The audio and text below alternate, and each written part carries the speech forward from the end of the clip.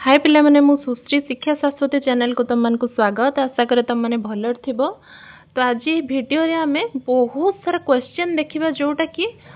Top question भितर जीवो तुमरो CPT syllabus wise आमे किछटा टॉप क्वेश्चन देखिबा जोटा तुमर एग्जाम रे आसीबो ही आसीबो, जोटा तुमर एग्जाम रे बहुत कॉमन क्वेश्चन जोटा कि एग्जाम रे बहुत थर आसी सरलाणी आ आसीबो ही आसीबो।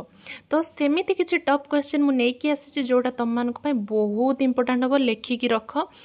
वीडियो देखिला बेले तुम माने स्क्रीनशॉट नै कि रखि पारो किबा तुम नोट रे जो जहां भी सीपीटी पय नोट प्रिपेयर करछो सेतरे तुम लिखि पारो। बहुत इंपोर्टेंट क्वेश्चन बाकी आमे एमिति इंपोर्टेंट क्वेश्चन गुड़ा को आलोचना करबा। आज एटा part 1 important question top question भितरे पार्ट 1 लो आज देखिबा केतेटा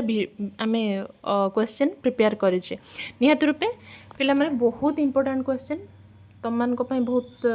कॉमन क्वेश्चन से गुड़ा को जोटा एग्जाम रे आसे ही आसे। निहात रूपे देखिबा कोन रहउची क्वेश्चन सीपीटी एग्जाम रो टॉप क्वेश्चंस कोन ना सारला दास को केउ उपाधि रे डका जाय। सारला दास को केउ उपाधि रे डका जाय।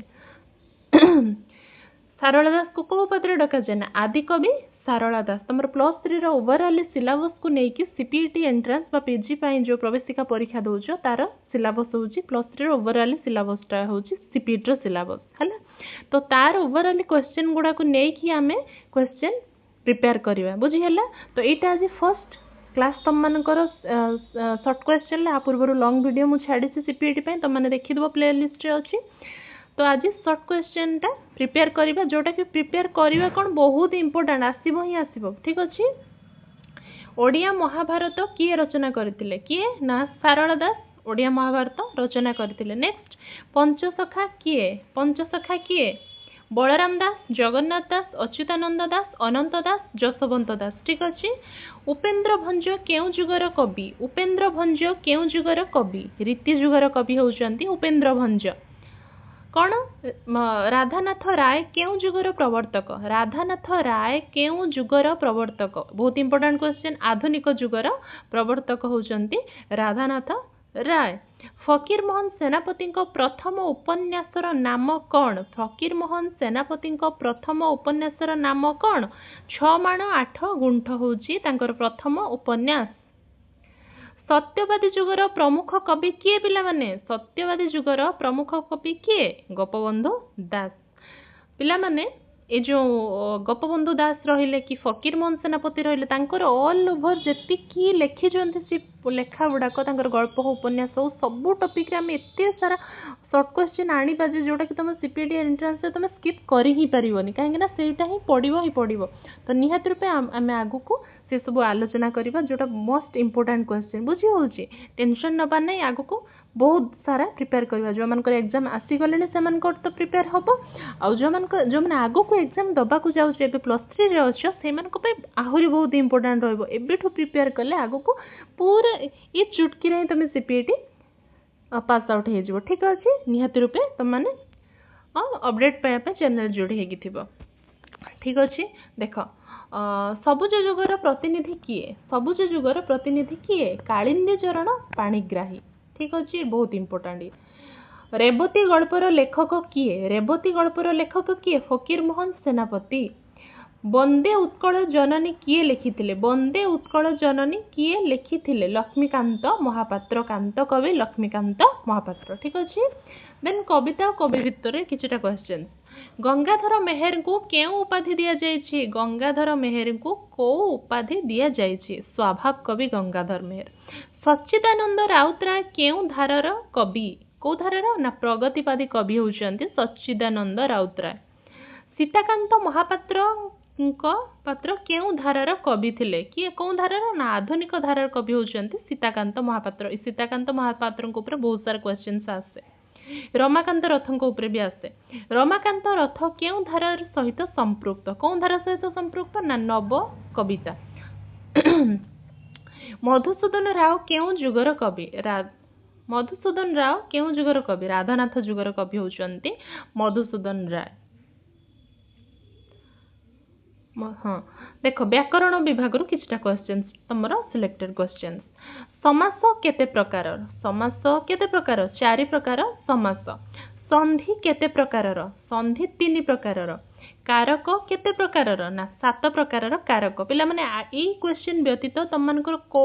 किछिटा टॉपिक थिबो जो टॉपिक तुमको क्लियर हेई पार नथबो तुम माने टिके डाउट रहउतबो से टॉपिक ता तुमको बुझी होनथबो से टॉपिक निहाती रूपे कमेंट करके लिखिबो से टॉपिक ऊपर हमें पूरा एक्सप्लेनेशन पूरा शॉर्ट लॉन्ग पूरा सेमती वीडियो ही आनिबो जेमती तुम बुझी पारिबो तो निहाती जार प्रॉब्लम जो टॉपिक होउतबो ओडिया रे मते निहाती रूपे कमेंट रे कहि पारिबो ठीक अछि संधि केते प्रकार है ना 3 प्रकार कारक केते प्रकार पिला माने एथर ना बहुत सारा क्वेश्चंस आसे कारक केते प्रकार ना 7 प्रकार ठीक अछि उपमा अलंकार कोन जेउठारे दुई वस्तुर समानता दर्शा जाय ताको उपमा अलंकार कहा जाय माने उपमा दिया जाउतो धरि एग्जांपल चंद्र भଳି मुह चंद्र आ मो संगे तुलना करा गला बुझीला दुई वस्तु सहित समता समान देखा जाए कि ता मुहटा चंद्र सहित समान बुझीला तो मोर आ चंद्र सहित माने समानता को एठी देखा गला तो सेटा हो उपमा अलंकार बुझी होची ठीक अछि नेक्स्ट रूपक अलंकार कोन कि जेउठारे उपमा बिना सरार सहित तुलना करा जाए उपमा बिना सरार सहित तुलना करा जाए रूपक नेक्स्ट रस साहित्य रस केते प्रकार नव प्रकार 9 प्रकार रस करुण रसर भाव कौन दुख हास्य रस भाव कौन हास्य रसर भावटा कौन ना हास्य हास्य श्रृंगार रसर भाव कौन प्रेम प्रेमरु श्रृंगार जन्मिबो हैला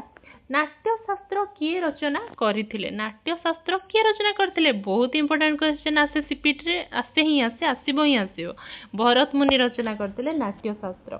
अन्यान्य किछि इंपोर्टेंट क्वेश्चन तमरो कोन ना ओडिया भाषा को केबे शास्त्रीय भाषा घोषणा करा जायतिला बहुत बहुत बहुत इंपोर्टेंट 2014 मार्च 31 रे बुझियला 2014 मार्च 31 रे एठी मार्च 31 में ऐड करनी ना वीडियो को लिखिला बेले तुम लिख देखिला बेले लिखि दबो एठी मार्च 31 बोली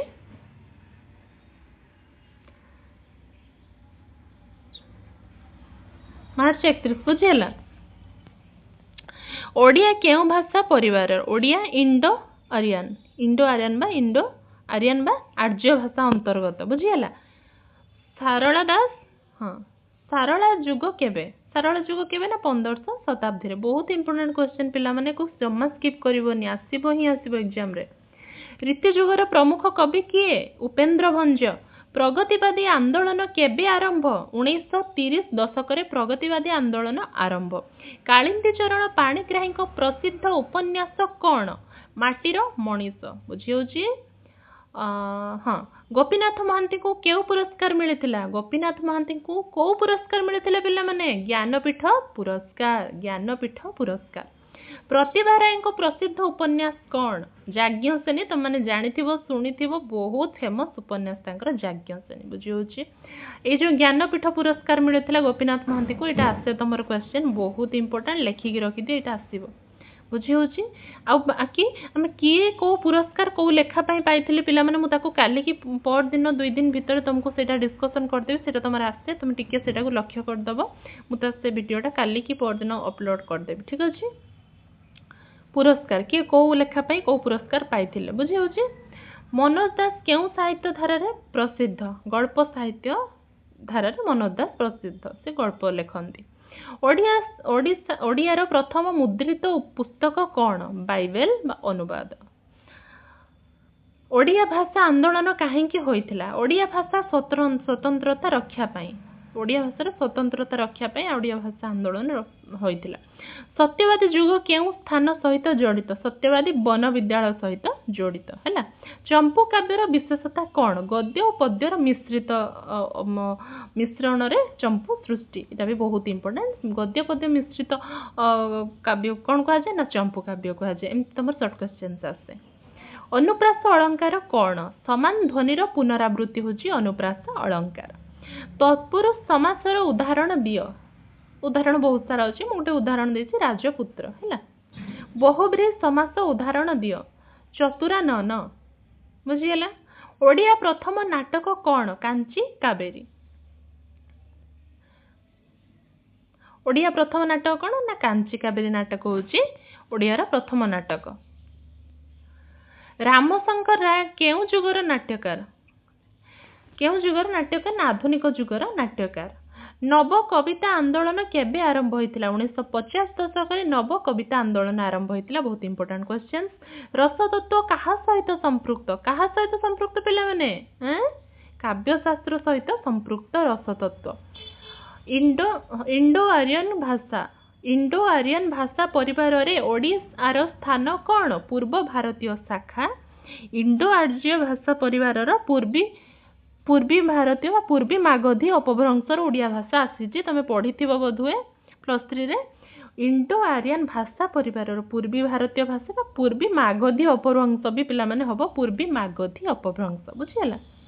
फकीर मोहन को केउ उपाधि दिया जाए फकीर मोहन को केउ उपाधि दिया जाए ना आधुनिक ओडिया साहित्यर जनक। सबुज जुगर मूल भाव कौन प्रकृति प्रेम और रोमांटिकता प्रकृति प्रेम और रोमांटिकवाद हूँ सबुज जुगर मूल भावधारा। प्रगतिवादी साहित्यर लक्ष्य कौन समाज चेतना और वास्तवता युड़ाक आसे प्रगतिवादी भावर कौन साहित्यर लक्ष्य कौन से साहित्यर मूल लक्ष्य कौन कौथि से साहित्य लिखा होता सबुज जुगर साहित्यर मूल लक्ष्य कौन ये सब आसे बुझीगला। देख तुम यहाँ गोटे आसूची कौन ना तुम सीपीटी एंट्रांस मूल पाठ्यक्रम अंश गुड़िका कौन देख ओडिया साहित्य फर्स्ट मुख्य अंश कौन रम ओडिया साहित्य टोटाल एंटायर ओडिया साहित्य पढ़ो तुम ता भीतर कविता आसो गल्प आसो उपन्यास आसो नाटक आसो व्याकरण आसो अलंकार आसो साहित्य तत्व आसो बुझीगला। यही तुम जब पढ़ीदब सीपीटी कौन बाहर क्वेश्चन आसबनी एठू ही आसो उपन्यास किए लिखिते कौन लिखिते उपन्यास आसो गल्प किए लिखिते कौन लिखिते किए लिखि गल्पिक किए ना कौन गल्प लिखिते कविता सेमती कौ धारा भावधारा को नहीं कौ कविता लिखाई अलंकार संपर्क आसो कौ अलंकार व्याकरण तो जानी आसो कमन सब एग्जाम ओडिया साहित्य इतिहास फास्ट देन ता भीतर ये सब रोचे कविता गल्प उपन्यास नाटक ये सब रुझीगला क्लीयर है। तो आम नेक्स्ट चैप्टर रे जहाँ भी क्लास करवा एमती इंपोर्टेंट क्वेश्चन टॉप क्वेश्चन गुड़ाक नहीं आसवा जोटा कि तुमको खाली अधिका पढ़ीदबा कि मेन पॉइंट गुड़ा पढ़ानी तो निहाती आम से मेन पॉइंट पूरा आलोचना करिया बुझीगला। बाकी आउ जो टॉपिक तुमको कष्ट लगुच तुमको बुझी होनी मत निहाती कमेंट करी कहबो मु से टॉपिक ऊपर वीडियो आनिबी बुझी होची। रहुची धन्यवाद जय जगन्नाथ।